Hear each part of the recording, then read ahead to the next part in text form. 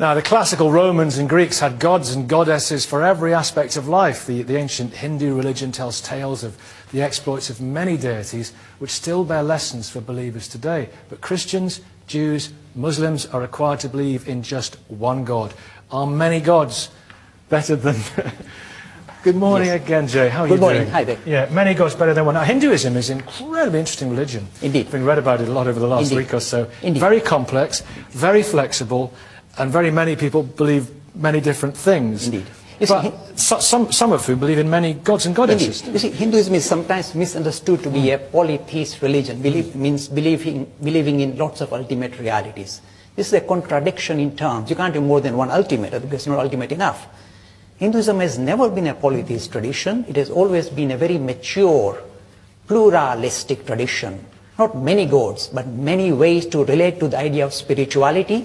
It can incorporate monotheism, means accepting one supreme personality. It can incorporate non-theistic approaches as well as non-religious approaches for making spiritual progress. This is called spiritual democracy, and the lovely word is religious pluralism. Many pathways for exploring spirituality. So it's to say there is one ultimate supreme being. Not being, we say it's a principle that underpins this reality, which is essentially spiritual rather than material, that manifests itself at different layers as the material level.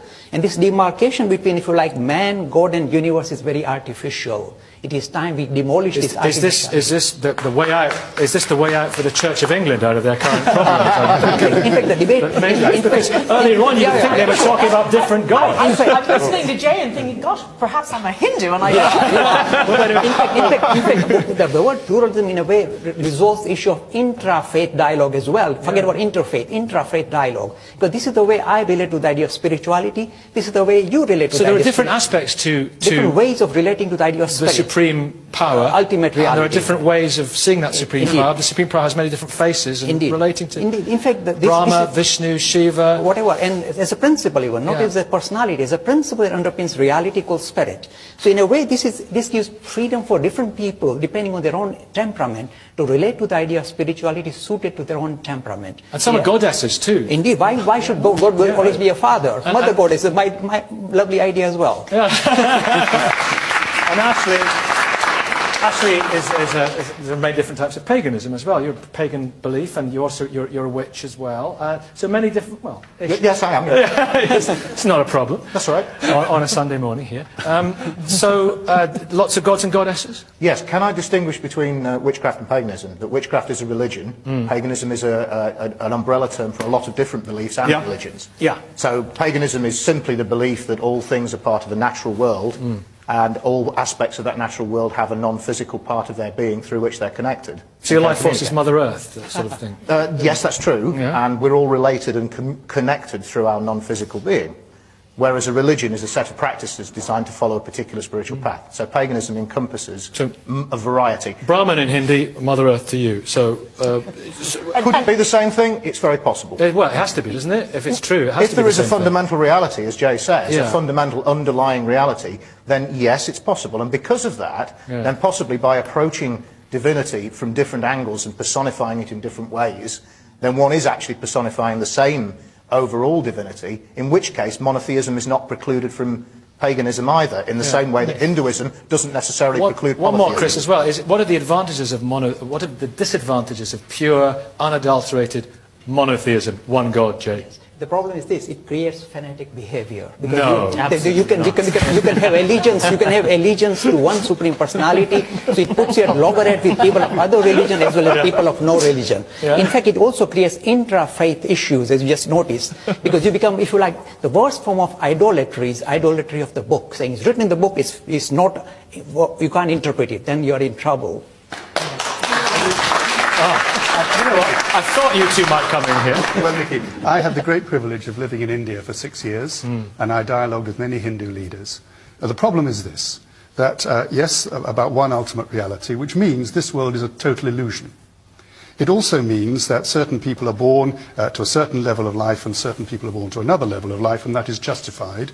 And that means... The caste system. The caste system, and that means over a third of India's population of 1 billion are regarded as communicable social diseases, such that if I was a low-caste person and my shadow felt on you, you would have to go and ritually wash yourself in order to continue to take part in society.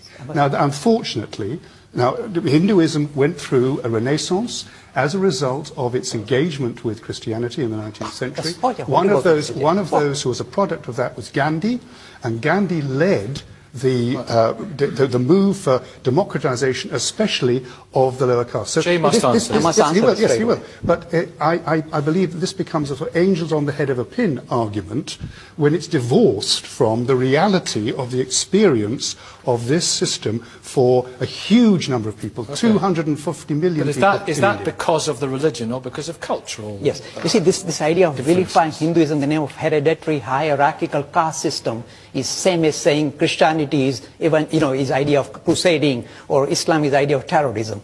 An atrocity committed in the name of religion cannot be used in order to remove this kind of marvelous broad vision of Hinduism. So idea of kind of vilifying Hinduism in the name of caste, hereditary hierarchical caste system had never any sanction of authority from the scriptures or authority of Hindus. We live in a society with many gods. They're called mobile phones, iPods, flash cars, bankers' bonuses. These are the gods that prevail in our society at the moment. And some people would criticize Christianity for having three gods. Yeah, the Holy Trinity.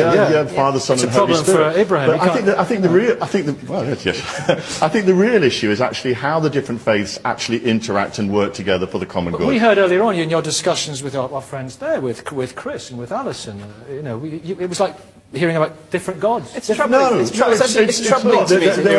This is precisely the point. There are different interpretations. You were talking love, and she was talking love, but also judgment. Yeah, there are different interpretations, and we move forward in different ways, and that's why I believe the Christian Church should have the profoundest of respect for other faith traditions and recognise that they experience God, ultimate reality, ground of being, whatever words we want to use, through their own particular traditions, and humanism as well. Milo, and it's important that we make that recognition and not think that one particular religion trumps every other religion. Correct. Christianity sees God through the person of Jesus, I'm but sorry. we shouldn't take that to an arrogant position. From a religious leader, that is the most absurd thing to hear from a religious leader, that we shouldn't think that one religion trumps the others. Obviously, you have no interest in whether Christianity has a claim to truth or not. I mean, that seems ridiculous. You're Catholic, aren't you? Yeah. What about? Some look at Catholicism and think the Virgin Mary is almost like a kind of quasi-goddess in some ways. There is a We've got 4,500 saints. 60 of them are called John. I actually, there's a lot of them, and I can only ever remember about 10. I actually quite like the idea of polytheism. My only concern with it is that when you have this cluster, this sort of package of gods from which you can choose at various points in your life, and you can structure your belief,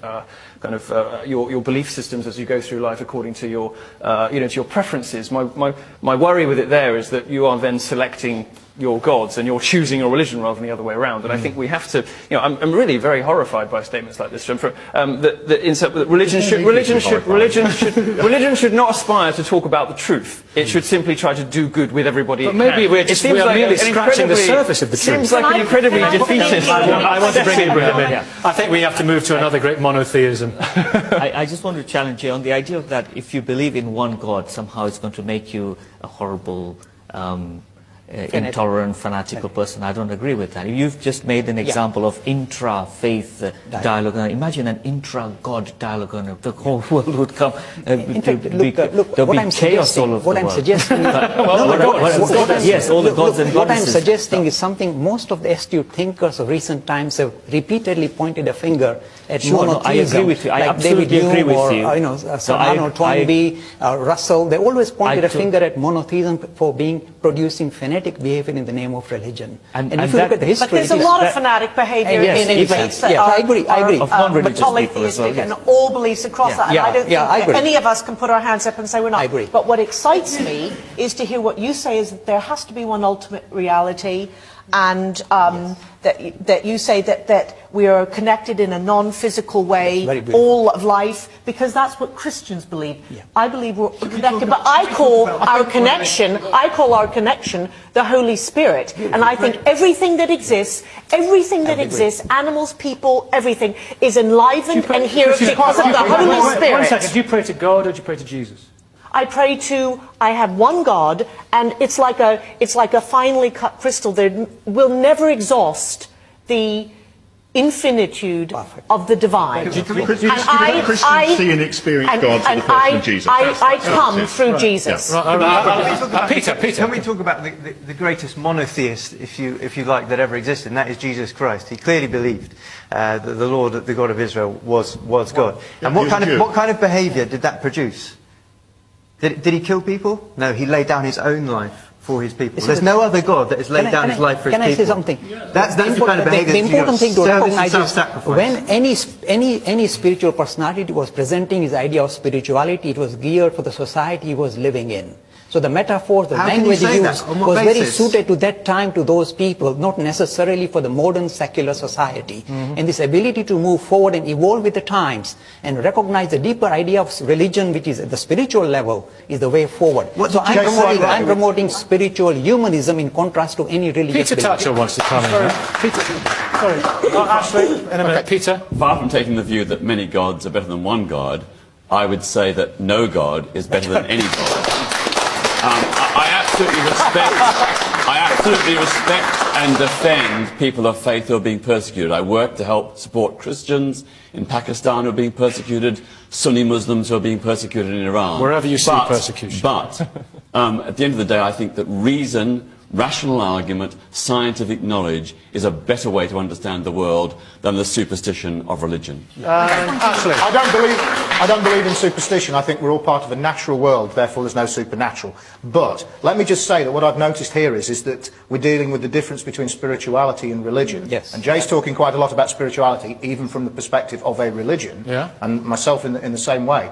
But let me also say that what we've been talking about earlier is some morality issues and ethical issues, and it's the matter of whether the state gets itself involved in what people do as well as what they believe.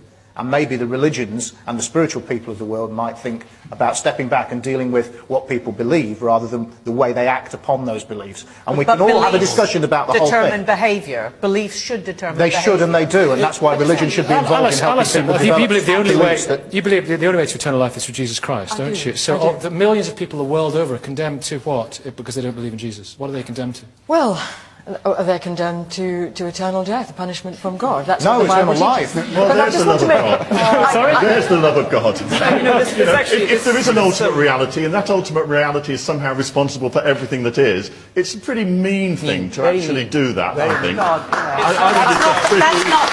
And that's why Peter, I think Peter's dichotomy is an incorrect one. I think it's a both and, not an either or. Sorry. I just want to make 2 points. I lived in India for a year doing voluntary service overseas. It was fascinating to see the various gods.